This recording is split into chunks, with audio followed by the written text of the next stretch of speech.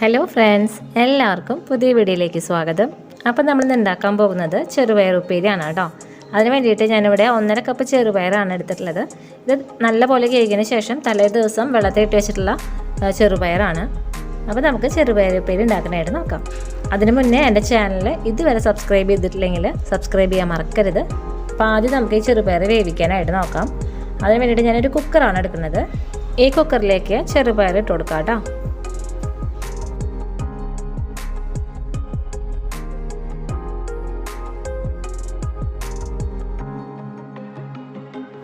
അപ്പോൾ ചെറുപയർ കുക്കറിലേക്ക് ഇട്ട് കൊടുത്തിട്ടുണ്ട്. ഇനി ഇതിലേക്ക് ആവശ്യത്തിന് വെള്ളം ഒഴിച്ച് കൊടുക്കാം കേട്ടോ. ഞാനിപ്പോൾ ചെറുപയറിൻ്റെ ഒപ്പത്തിനാണ് വെള്ളം ഒഴിച്ച് കൊടുത്തിട്ടുള്ളത്.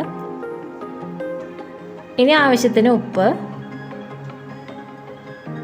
1/2 ടീസ്പൂണോളം മഞ്ഞൾപ്പൊടി, ഇതൊക്കെ ഇട്ടെടുത്തതിന് ശേഷം ഒന്ന് കൈ കൊണ്ട് മിക്സ് ചെയ്ത് കൊടുക്കുക.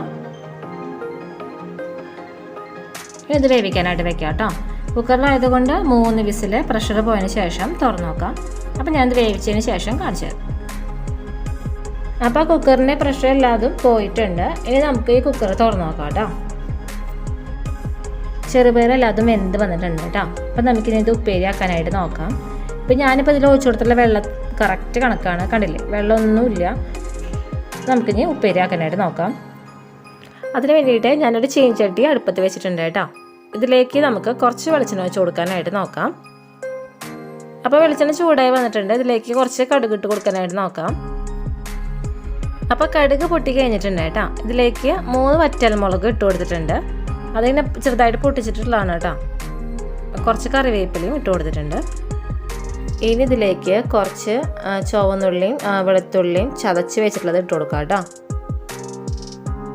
ഇത് ഇനി ഇളക്കി കൊടുക്കാം. ഈ ചുവന്നുള്ളിയും വെളുത്തുള്ളിയും ഒന്ന് മൂത്ത് വരട്ടെ കേട്ടോ. അപ്പോൾ അതുവരെ നമുക്ക് ഇളക്കി കൊടുക്കാം.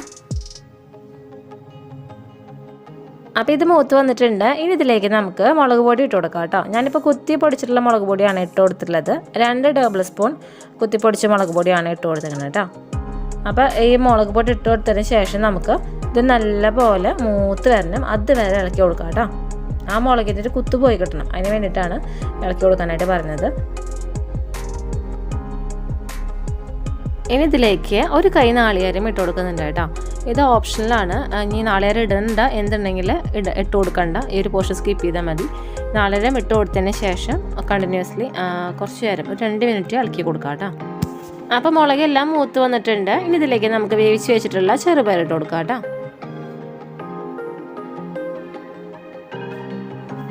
ചെറുപയർ ഇട്ട് കൊടുത്തതിന് ശേഷം നല്ലപോലെ ഇളക്കി മിക്സ് ചെയ്ത് കൊടുക്കാം കേട്ടോ.